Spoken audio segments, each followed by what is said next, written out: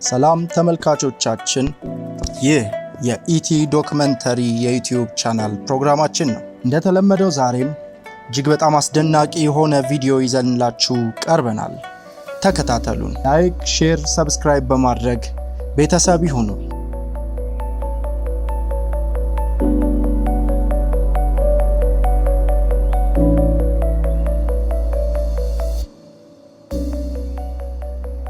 በሞናኮ ያለውን የኑሮ ሁኔታ ቅንጦትና ለተወሰኑ ሀብታም ሰዎች ብቻ የተሰራ ሀገር ነው ተብሎ ቢባል ማጋነን አይሆንብንም።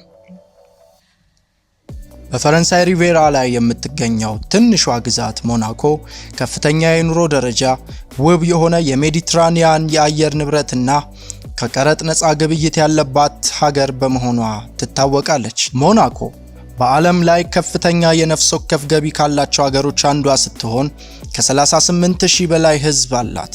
በውስጧ የሚኖሩት አብዛኛው ህዝብም ሀብታም የንግድ ባለሙያዎች፣ ታዋቂ ሰዎችና ከፍተኛ ጣራ የነካ የተጣራ ሀብት ያላቸው ግለሰቦች ናቸው። ከተማዋ በዓለም ላይ በጣም በውድ ንብረቶች የተሞሉ የቅንጦት ሪል ስቴቶች ባለቤት በመባልም ትታወቃለች።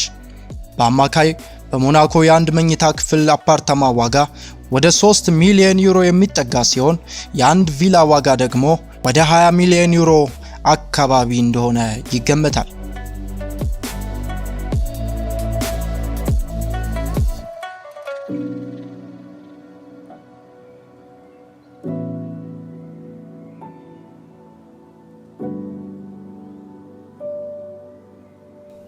የሞናኮ የመሬት ስፋት መጠኗ አነስተኛ ቢሆንም በአኗኗርና በመዝናኛ ረገድ ብዙ የሚባልላት ከተማ እንደሆነች ሁሉም ይናገራሉ። ከተማዋ በርካታ ከፍተኛ ደረጃ ያላቸው ሬስቶራንቶች፣ የቅንጦት ሱቆችና ካሲኖዎች መገኛም ናት። ታዋቂው የሞንቴ ካርሎ ካሲኖ ትልቅ የቱሪስት መስህብ ከሆኑት አንዱ ነው። እንዲሁም በየዓመቱ በሞናኮ ጎዳናዎች የሚካሄደው የሞናኮ ግራንድ ፕሪክስ ውድድርም እንዲሁ የሚጠቀስ ነው። ሞናኮ በርካታ ዓለም አቀፍ ደረጃቸውን የጠበቁ የአካል ብቃት ማዕከላት፣ ስፓዎችና የጤና ክሊኒኮች ስላሏት በጤናና ደህንነት ላይ ከፍተኛ ትኩረት ሰጥታ እንደምትሰራ መረዳትም አያዳግትም። ከተማዋ ጠንካራ የስፖርት ባህል ያላት ስትሆን ብዙ ነዋሪዎቿ በጀልባ ውድድር፣ በፓራሹት ዝላይና በጎልፍ ውድድር ይሳተፋሉ። በሞናኮ ትምህርትም ከፍተኛ ዋጋ የሚሰጠው ዘርፍ ሲሆን በርካታና እጅግ በጣም ጥሩና ውድ የሆኑ ዓለም አቀፍ ትምህርት ቤቶች እንዲሁም የሞናኮ ዓለም አቀፍ ዩኒቨርሲቲ በዚያ ይገኛሉ።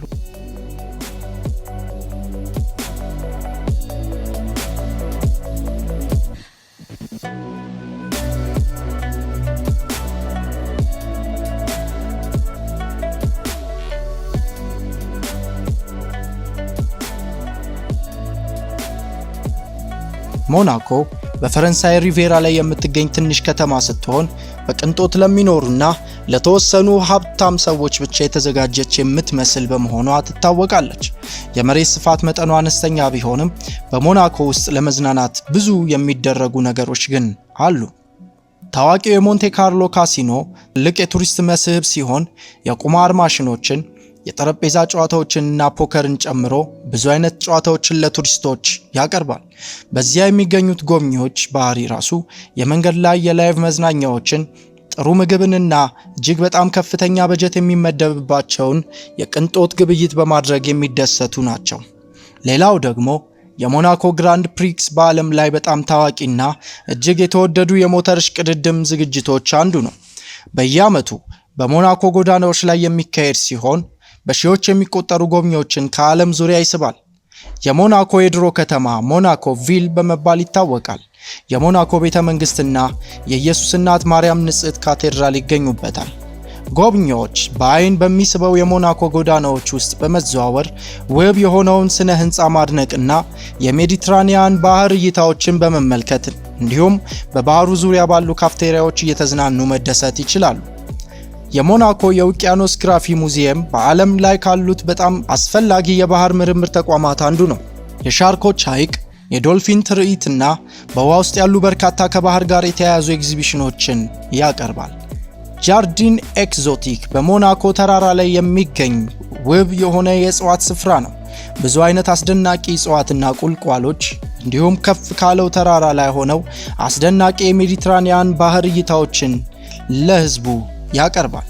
ሞናኮ በቅንጦት ጀልባ ትታወቃለች።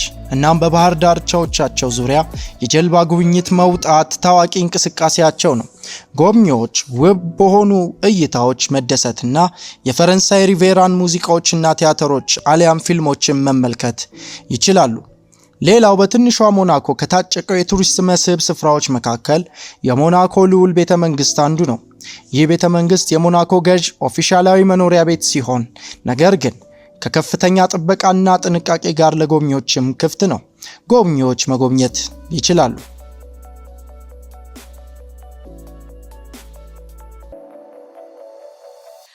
የትንሿ ሞናኮ ርዕሰ መስተዳደር በህገ መንግስት የሚመራ ንጉሳዊ ስርዓት የምትተዳደር ሲሆን በአሁን ሰዓት ግዛቱን የሚያስተዳድሩት ገዢው ልዑል አልበርት ሶስተኛ ናቸው።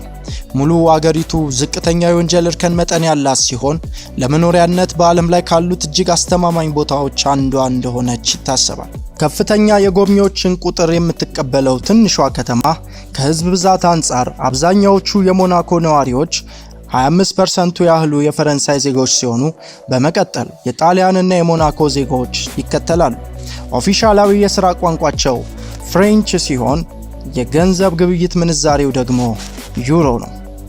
በአጠቃላይ በሞናኮ ያለው የኑሮ ሁኔታ የቅንጦትና ለተወሰኑ ሰዎች ብቻ የሚፈቀድ የሚመስል ሲሆን ከፍተኛ የኑሮ ደረጃ፣ ውብ የሆነ የሜዲትራኒያን የአየር ንብረትና ብዙ አይነት መዝናኛና የአኗኗር ዘይቤዎች አሏት።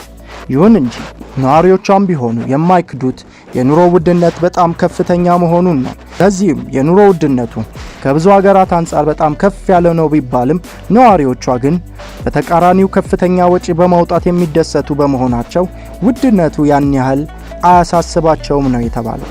ገዥና ሻጭ በአሪፉ ሲገናኝ ማለት ይህ ነው። ላይክ፣ ሼር፣ ሰብስክራይብ በማድረግ ቤተሰብ ይሁኑ።